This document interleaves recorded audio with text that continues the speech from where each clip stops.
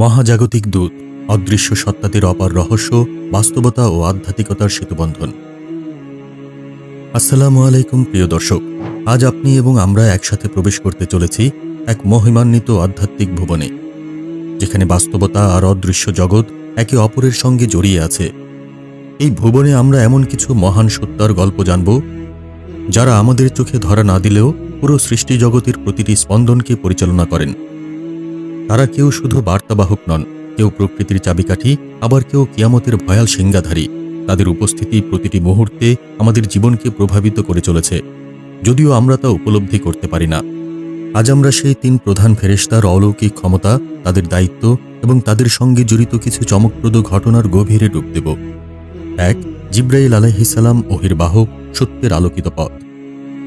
বন্ধুরা, কল্পনা করুন তো, মহাবিশ্বের অসীম বিস্তৃতিতে হঠাৎ এক অসাধারণ আলোর ঝলকানি দেখা গেল। সেই আলো এতটাই তীব্র যে তা চোখ ধাঁধিয়ে দেয়, কিন্তু একই সঙ্গে এক অপার্থিব শান্তির আবেশ নিয়ে আসে। সেই আলোর কেন্দ্রে রয়েছেন একজন, ফেরেশতাদের প্রধান, মহান জিব্রাইল আলাইহিস সালাম। তার নাম শুনলেই আমাদের মনে পড়ে আসে এক অপার শক্তির কথা, এক অতুলনীয় দূতের কথা, যার ডানায় ভর করে নেমে এসেছে স্বয়ং আল্লাহর কালাম আল কুরআন। অন্ধকার যুগে পথহারা মানবজাতিকে আলোর পথে ফিরিয়ে আনার সেই মহিমান্বিত দায়িত্ব তিনিই পালন করেছেন। আমরা যখন জিব্রাইল আলাইহিস সালামের কথা বলি, তখন কেবল একজন বার্তাবাহকের কথা বলি না, বলি এক ঐশী শক্তির প্রতিচ্ছবির কথা। হাদিসে বর্ণিত আছে তার ৬০০ ডানা রয়েছে। প্রতিটি ডানা এতটাই বিশাল যে তার এক একটি দিগন্তকে ঢেকে ফেলতে পারে। ভাবুন তো, আকাশের এক প্রান্ত থেকে আরেক প্রান্ত পর্যন্ত বিস্তৃত তার একটি ডানা। এটি শুধু সৌন্দর্যের প্রতীক নয়, এটি তার সীমাহীন ক্ষমতা ও আল্লাহর প্রতি তার আনুগত্যের এক প্রকৃষ্ট উদাহরণ। ঘটনা ১. নবী মুহাম্মদ সাল্লাল্লাহু আলাইহি ওয়াসাল্লামের সাথে প্রথম দেখা। আজ থেকে প্রায় ১৫০০ বছর আগে মক্কার অনতিদূরে হেরা গুহার নির্জনতায় এক যুবক গভীর চিন্তায় নিমগ্ন ছিলেন। তার নাম মুহাম্মদ সাল্লাল্লাহু আলাইহি ওয়াসাল্লাম। হঠাৎ এক রাতে তার সামনে আবির্ভূত হলেন এক বিশাল সত্তা। সেই সত্তা এতটাই বিশাল এবং মহিমান্বিত ছিলেন যে প্রথম দর্শনেই নবী সাল্লাল্লাহু আলাইহি ওয়াসাল্লাম ভয়ে আচ্ছন্ন হয়ে পড়েন। জিব্রাইল আলাইহিস সালাম তাকে দৃঢ়ভাবে আলিঙ্গন করে নির্দেশ দিলেন, ইকরা, অর্থাৎ পড়ুন। নবী সাল্লাল্লাহু আলাইহি ওয়াসাল্লাম ভীত সন্ত্রস্ত হয়ে উত্তর দিলেন, আমি তো পড়তে জানি না। জিব্রাইল আলাইহিস সালাম আবারও তাকে চাপ দিলেন এবং তৃতীয়বার বলার পর নবী সাল্লাল্লাহু আলাইহি ওয়াসাল্লাম সেই ঐতিহাসিক আয়াতগুলো পাঠ করলেন। পড়ুন আপনার রবের নামে, যিনি সৃষ্টি করেছেন মানুষকে জমাট রক্তপিণ্ড থেকে। পড়ুন, আর আপনার রব মহা মহিমান্বিত, যিনি কলমের সাহায্যে শিক্ষা দিয়েছেন মানুষকে, যা সে জানত না। সেই রাতেই শুরু হলো ওহী নাজিলের এক নতুন ধারা, যা মানবজাতির ইতিহাসকে চিরতরে পাল্টে দিল। সেদিন পুরো আকাশ যেন নীরব হয়ে গিয়েছিল, আর পৃথিবীর ভাগ্য নির্ধারিত হচ্ছিল এক ঐশী যোগাযোগের মাধ্যমে। ঘটনা ২. বদরের যুদ্ধে সাহস জোগানো। জিব্রাইল আলাইহিস সালাম শুধু ওহী নিয়েই আসেননি, তিনি মুসলিম উম্মার ক্রান্তিকালে সাহস ও সাহায্য নিয়ে আবির্ভূত হয়েছেন। বদরের যুদ্ধ ইসলামের ইতিহাসে প্রথম বড় যুদ্ধ। মুসলিমরা সংখ্যায় অনেক কম, অস্ত্রশস্ত্র ও অপ্রতুল। কাফিরদের বিশাল বাহিনী যখন মুসলিমদের ওপর ঝাঁপিয়ে পড়ার জন্য প্রস্তুত, তখন নবী সাল্লাল্লাহু আলাইহি ওয়াসাল্লাম আল্লাহর কাছে সাহায্যের জন্য প্রার্থনা করছিলেন। সেই মুহূর্তে জিব্রাইল আলাইহিস সালাম একদল ফেরেশতা নিয়ে উপস্থিত হলেন। তারা যুদ্ধক্ষেত্রে মুসলিমদের পাশে দাঁড়িয়েছিলেন, শত্রুদের মনে ভীতির সঞ্চার করেছিলেন এবং মুসলিম যোদ্ধাদের মনোবল দৃঢ় করেছিলেন। সূরা আনফালের ৯ নম্বর আয়াতে আল্লাহ তাআলা বলেন, যখন তোমরা তোমাদের প্রতিপালকের কাছে ফরিয়াদ করছিলে, তখন তিনি তোমাদের ডাকে সাড়া দিলেন যে, আমি তোমাদেরকে ১,০০০ ফেরেশতা দ্বারা সাহায্য করব, যারা একের পর এক আসবে। জিব্রাইল আলাইহিস সালাম ছিলেন এই ঐশী সাহায্যের অগ্রভাগে। তিনি শান্তির ফেরেশতা হয়েও ছিলেন আল্লাহর গজবের বাহক যখন প্রয়োজন হয়েছে। ঘটনা ৩. হযরত মারিয়াম আলাইহিস সালামকে অলৌকিক বার্তা। তার আগমন কেবল যুদ্ধের ময়দানে বা নবী রাসূলদের কাছেই সীমাবদ্ধ ছিল না। হযরত মারিয়াম আলাইহিস সালামের কাছেও জিব্রাইল আলাইহিস সালাম এসেছিলেন এক অলৌকিক বার্তা নিয়ে। তিনি যখন সম্পূর্ণ নির্জনে আল্লাহর ইবাদতে মগ্ন ছিলেন, তখন জিব্রাইল আলাইহিস সালাম এক পূর্ণাঙ্গ মানুষের আকৃতিতে তার সামনে আবির্ভূত হলেন। মারিয়াম আলাইহিস সালাম ভীত হয়ে পড়লেন, কারণ তিনি জানতেন না এই আগন্তুক কে। জিব্রাইল আলাইহিস সালাম তাকে আশ্বস্ত করে বললেন, আমি তো তোমার রবের প্রেরিত দূত, তোমাকে এক পবিত্র পুত্র দান করার জন্য এসেছি। এ ছিল এক অবিশ্বাস্য সংবাদ। কুমারী মারিয়াম আলাইহিস সালাম কিভাবে পুত্র সন্তান লাভ করবেন?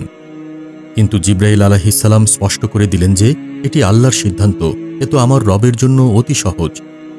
এভাবেই ঈসা আলাইহিসসালামের অলৌকিক জন্ম সংবাদ নিয়ে এসেছিলেন জিব্রাইল আলাইহিসসালাম, যা আল্লাহর অসীম ক্ষমতাকে প্রকাশ করে। ঘটনা 4, লূত আলাইহিসসালামের কওমের ধ্বংস। তার আরেকটি ভূমিকা ছিল আল্লাহর গজবের বাহক হিসেবে। লূত আলাইহিসসালামের কওম যখন সীমা অতিক্রম করে সমকামিতার মতো জঘন্য পাপে লিপ্ত হয়েছিল এবং নবী লূত আলাইহিসসালামের শত অনুরোধ সত্ত্বেও তারা বিরত হয়নি, তখন আল্লাহর নির্দেশে জিব্রাইল আলাইহিসসালাম আবির্ভূত হলেন। তিনি লূত আলাইহিসসালামকে তার পরিবার নিয়ে শহর ছেড়ে যেতে নির্দেশ দিলেন এবং এরপর সেই জনপদকে সম্পূর্ণরূপে উল্টে দিলেন। ভূমিধস, পাথরের বৃষ্টি এবং ভয়ঙ্কর ভূমিকম্পের মাধ্যমে সেই কওমকে সম্পূর্ণ ধ্বংস করা হয়েছিল। সূরা হিজরের ৭৪ নম্বর আয়াতে বলা হয়েছে, আমি সে জনপদকে উল্টিয়ে দিলাম এবং তাদের উপর কঙ্কর বর্ষণ করলাম। এটি ছিল জিব্রাইল আলাইহিসসালামের মাধ্যমে আল্লাহর পক্ষ থেকে সীমা লঙ্ঘনকারীদের প্রতি কঠোর শাস্তির দৃষ্টান্ত। জিব্রাইল আলাইহিসসালাম যেন আল্লাহর শক্তি ও দয়ার এক যোগসূত্র। তিনি মানুষের হৃদয়ে আলোর বীজ বপন করেছেন, বিপদে সাহায্য করেছেন এবং যখন প্রয়োজন হয়েছে আল্লাহর নির্দেশ বাস্তবায়ন করেছেন। তার অস্তিত্ব প্রমাণ করে যে আল্লাহর পরিকল্পনা কত সূক্ষ্ম এবং বিস্তৃত। 2, মিকাইল আলাইহিসসালাম, প্রকৃতির প্রাণ, জীবনের সজীবতা। আচ্ছা, আপনি কি কখনো বৃষ্টির শীতল ছাঁটে ভিজেছেন আর অনুভব করেছেন এক অনাবিল শান্তি? বা আপনার চোখে কি কখনো পড়েছে প্রথম অঙ্কুরোদ্গমের সেই বিস্ময়কর দৃশ্য? কিভাবে একটি ছোট্ট বীজ থেকে বেরিয়ে আসে এক নতুন জীবন? যখন আপনি এক চুমুক বিশুদ্ধ পানি পান করেন আর অনুভব করেন সতেজতা, জানেন কি এর পেছনে আছেন এক অদৃশ্য কারিগর? তিনি হলেন মহান ফেরেশতা মিকাইল আলাইহিসসালাম। তিনি প্রকৃতির ছন্দ নিয়ন্ত্রক, বৃষ্টির ফোঁটা ফোঁটা বর্ষণের নির্দেশদাতা। গাছপালা, শস্য, নদী, মেঘ সব তার ইশারায় চলে। মিকাইল আলাইহিসসালাম আমাদের চোখের আড়ালে থাকলেও তার অস্তিত্ব প্রতিটি জীবনদায়ী নিয়ামতের পেছনে এক অদৃশ্য কারিগর হিসেবে কাজ করে। তার দায়িত্ব কেবল বৃষ্টি বর্ষণ নয়, গোটা পৃথিবীর ইকোসিস্টেম, মরুভূমির শুষ্ক ভূমিতে প্রাণের সঞ্চার, ঋতুচক্রের পরিবর্তন। এই মহাজাগতিক ব্যবস্থাপক সবকিছুর তত্ত্বাবধান করেন। বিস্তারিত বর্ণনা, প্রকৃতির উপর মিকাইল আলাইহিসসালামের প্রভাব। চিন্তা করুন কিভাবে মেঘ সৃষ্টি হয়, কিভাবে বাতাস তাদের এক স্থান থেকে অন্য স্থানে নিয়ে যায় এবং নির্দিষ্ট স্থানে বৃষ্টি বর্ষণ করে। এই পুরো প্রক্রিয়াটি মিকাইল আলাইহিসসালামের প্রত্যক্ষ তত্ত্বাবধানে চলে। তিনি আল্লাহর নির্দেশে প্রতিটি মেঘকে নির্দেশ দেন কোথায় এবং কখন বৃষ্টি ছড়াতে হবে। একটি অঞ্চলের মাটি কতটা তৃষ্ণার্ত, সেই অঞ্চল কতটা বৃষ্টিপ্রবণ, এই সমস্ত হিসাব তার কাছে বিদ্যমান। কৃষকের বীজ বপনের পর যখন সময়মতো বৃষ্টি আসে, তখন সেই কৃষক হয়তো বোঝেন না এর পেছনে কি নিপুণ ব্যবস্থাপনা রয়েছে। মিকাইল আলাইহিসসালাম এই ব্যবস্থাপনারই অংশ। শুধু তাই নয়, পৃথিবীর উর্বরতা বজায় রাখা এবং ভূমি থেকে শস্য উৎপাদন নিশ্চিত করাও তার অন্যতম দায়িত্ব। যখন আমরা মাঠে সবুজ ফসল দেখি, যখন আমাদের খাদ্যের অভাব হয় না, তখন এই নিয়ামতের পেছনে মিকাইল আলাইহিসসালামের নিরলস কাজ রয়েছে। তিনি কেবল বৃষ্টির জল সরবরাহ করেন না, ভূমির পুষ্টি, আবহাওয়ার ভারসাম্য এবং উদ্ভিদের বৃদ্ধি সবকিছুর তত্ত্বাবধান করেন যাতে জীবনচক্র সুষ্ঠুভাবে চলতে পারে। তার অনুপস্থিতিতে পৃথিবী এক মরুভূমিতে পরিণত হতো, এক মৃত্যুপুরী যেখানে প্রাণের কোনো স্পন্দন থাকত না। ইসলামী বিশ্বাসে আল্লাহর একটি নাম হল আর রাজ্জাক, অর্থাৎ রিজিক দাতা। এই রাজ্জাক নামের প্রকাশ মিকাইল আলাইহিসসালামের মাধ্যমেই ধরা দেয়, যিনি জীবনের প্রতিটি স্তরে রিজিক পৌঁছে দেন। আমরা যে অক্সিজেন গ্রহণ করি, যে পানি পান করি, যে খাবার খাই, এই সব কিছুই আল্লাহর পক্ষ থেকে আসা রিজিক, যা মিকাইল আলাইহিসসালামের তত্ত্বাবধানে আমাদের কাছে পৌঁছায়। তার এই অবিরাম প্রচেষ্টা ছাড়া পৃথিবীর কোনো প্রাণী বা উদ্ভিদ টিকে থাকতে পারত না। তিনি আল্লাহর অসীম দয়ার এক প্রতীক, যার মাধ্যমে জীবন ধারণের সমস্ত উপকরণ পৃথিবীতে আসে।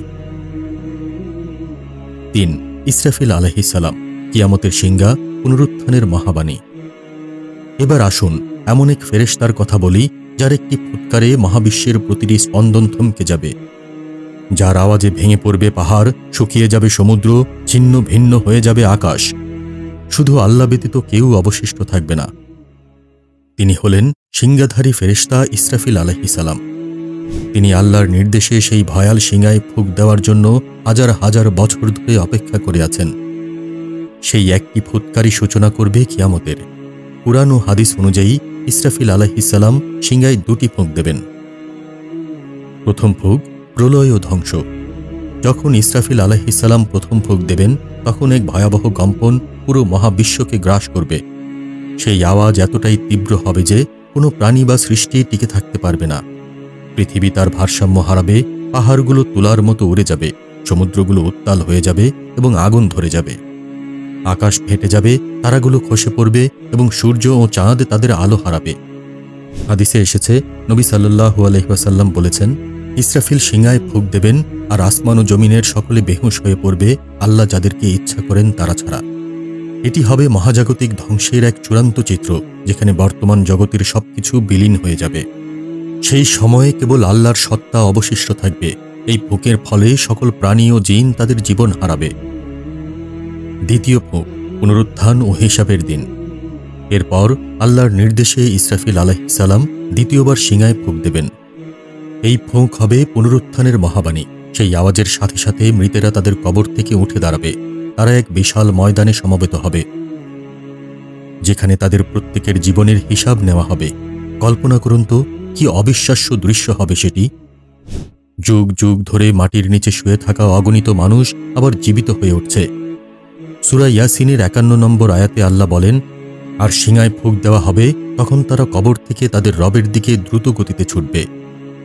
এটি হবে এক নতুন সৃষ্টির সূচনা, যেখানে মানুষের কর্মফল অনুযায়ী তাদের পুরস্কার বা শাস্তির সিদ্ধান্ত নেওয়া হবে। ইসরাফিল আলাইহিস সালাম যেন এক নীরব সংকেত, যিনি হাজার হাজার বছর ধরে সেই মহা মুহূর্তের অপেক্ষায় আছেন, যেন শিঙায় তার শ্বাস ধরে রাখা। তার এই মহান দায়িত্ব আমাদের স্মরণ করিয়ে দেয়, এই দুনিয়া শেষ হবে আর একদিন আমরা সবাই হিসাবের কাঠগড়ায় দাঁড়াব। মহান আল্লাহর আল মুমিত বা মৃত্যুদানকারী ও আল মুহি জীবনদানকারী গুণ দুটো ইসরাফিল আলাইহিস সালামের মাধ্যমে প্রকাশ পায়। তার একই হাতে ধ্বংস, একই হাতে পুনর্জীবন। এটি আমাদেরকে জাগতিক জীবনের ক্ষণস্থায়িতা এবং পরকালের অনন্ত জীবনের গুরুত্বের কথা স্মরণ করিয়ে দেয়। তার শিঙায় ফুঁক দেওয়ার প্রস্তুতি আমাদেরকে প্রতিনিয়ত মনে করিয়ে দেয় যে কিয়ামত আসন্ন এবং আমাদের অবশ্যই নিজেদের প্রস্তুত রাখতে হবে। ইসলামী বিশ্বদর্শনে 3 ফেরেশতার গুরুত্ব, জীবনের ত্রিমাত্রিক রহস্য।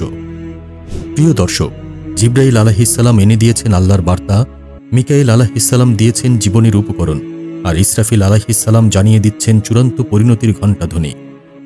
এই 3 মহান ফেরেশতা যেন জীবনের 3টি অবিচ্ছেদ্য স্তম্ভ, জ্ঞান, জীবন এবং পরিণতি। জিবরাইল আলাইহিস সালাম, তিনি জ্ঞান ও আলোর প্রতীক। তার মাধ্যমে আমরা জেনেছি আল্লাহর কালাম, তার নির্দেশনা। তার বার্তা ছাড়া মানবজাতি অন্ধকারে নিমজ্জিত থাকত। তিনি কেবল ওহী নিয়ে আসেননি, তিনি মানুষের হৃদয়ে সত্যের বীজ বপন করেছেন, যা আমাদের আত্মাকে পরিশুদ্ধ করে। মিকাইল আলাইহিস সালাম, তিনি জীবনের প্রতীক, প্রকৃতির ভারসাম্য রক্ষাকারী।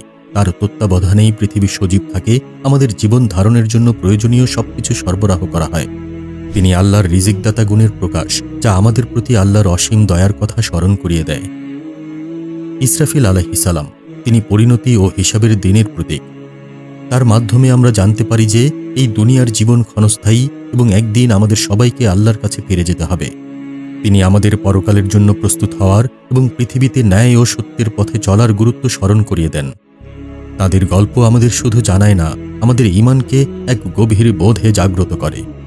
তাদের অস্তিত্ব প্রমাণ করে আমরা কেবল এক বস্তুগত পৃথিবীতে বাস করছি না, বরং আমরা এক মহাজাগতিক পরিকল্পনার অংশ, যেখানে প্রতিটি ঘটনার পেছনে এক অলৌকিক প্রজ্ঞা কাজ করছে।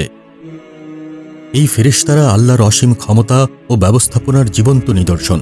তারা অদৃশ্য হলেও তাদের কাজ আমাদের জীবনের প্রতিটি মুহূর্তে স্পষ্ট। প্রিয় দর্শক, এই গল্প শুধু ইতিহাস না, এটি এক জীবন্ত সত্য। এটি আমাদের শেখায়, যদি আমরা আমাদের জীবনে আল্লাহর নিদর্শন দেখতে চাই, তবে আমাদের অন্তরকে প্রস্তুত করতে হবে। আমাদের চোখকে উন্মোচন করতে হবে সেই সব অলৌকিকতার প্রতি, যা আমাদের চারপাশে প্রতিনিয়ত ঘটে চলেছে।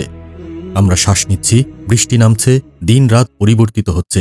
প্রতিটি ঘটনায় আল্লাহর নিদর্শন রয়েছে, যা ফেরেশতাদের মাধ্যমে বাস্তবায়িত হয়। এই 3 ফেরেশতার গাঁথা একদিকে যেমন বিস্ময়ের, তেমনি আমাদের আত্মা জাগানোর বার্তা। এটি আমাদেরকে আমাদের জীবনের উদ্দেশ্য নিয়ে ভাবতে শেখায়, আল্লাহর প্রতি আমাদের বিশ্বাসকে আরও গভীর করে তোলে এবং পরকালের জীবনের জন্য প্রস্তুতি নেওয়ার তাগিদ দেয়।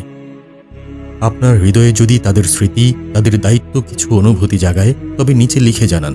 আপনার মন্তব্য আমাদের উৎসাহ যোগাবে। আর হ্যাঁ, এমন আরও আধ্যাত্মিক ও বাস্তব জগতের মাঝে হারিয়ে যেতে চাইলে আমাদের চ্যানেলে অবশ্যই সাবস্ক্রাইব করে পাশে থাকুন। আমরা প্রতিনিয়ত আপনাদের জন্য নতুন নতুন তথ্য এবং আলোচনা নিয়ে আসব, যা আপনার জ্ঞানকে সমৃদ্ধ করবে এবং আপনার আধ্যাত্মিক যাত্রাকে আরও অর্থবহ করে তুলবে। আল্লাহ আমাদের সবার হেদায়েত দান করুন। আমিন।